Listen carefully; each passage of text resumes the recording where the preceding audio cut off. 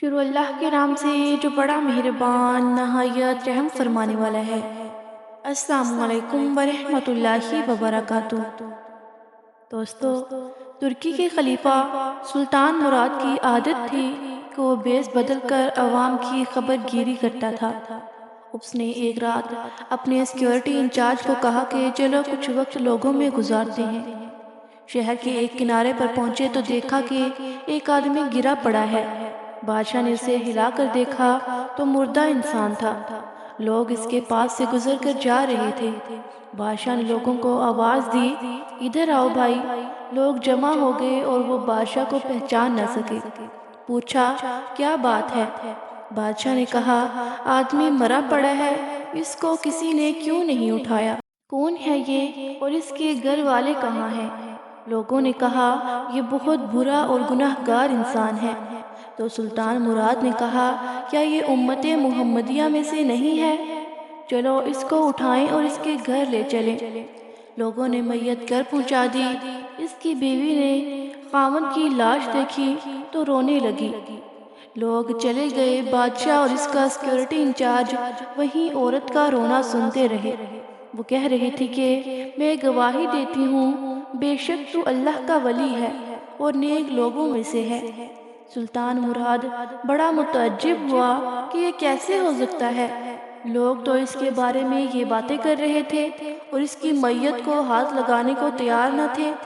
اس کی بیوی نے کہا مجھے بھی لوگوں سے یہی توقع تھی۔ اصل حقیقت یہ ہے کہ میرا خاوند ہر روز شراب خانے جاتا، جتنی ہو سکے شراب خریدتا اور گھر لا کر گھڑے میں بہا دیتا اور کہتا کہ چلو کچھ تو گناہوں کا بوجھ مسلمانوں سے ہلکا ہوا۔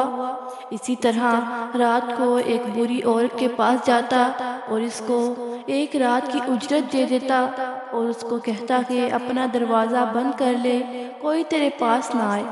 گھر آ کر کہتا الحمدللہ، آج اس عورت کا اور نوجوان مسلمانوں کے گناہوں کا میں نے کچھ بوجھ ہلکا کر دیا۔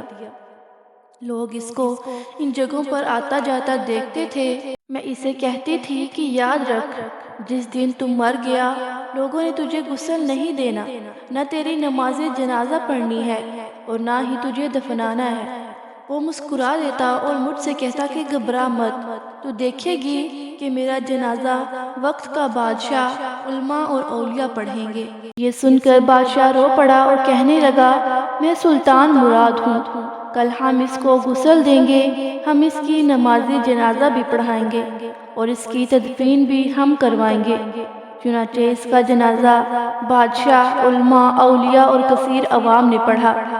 دوستو، آج ہم بظاہر کچھ دیکھ کر یا محض دوسروں سے سن کر اہم فیصلے کر بیٹھتے ہیں۔ اگر ہم دوسروں کے دلوں کے بھید جان جائیں تو ہماری زبانیں گونگی ہو جائیں گی۔ دوستو، مزید اس طرح کی ویڈیوز دیکھنے کے لیے ہمارے چینل کو لائک کریں، سبسکرائب کریں، شیئر کریں اور ساتھ لگے بیل آئیکن کے بٹن کو پریس کریں تاکہ ہر نئی آنے والی ویڈیو آپ تک بآسانی پہنچ سکے۔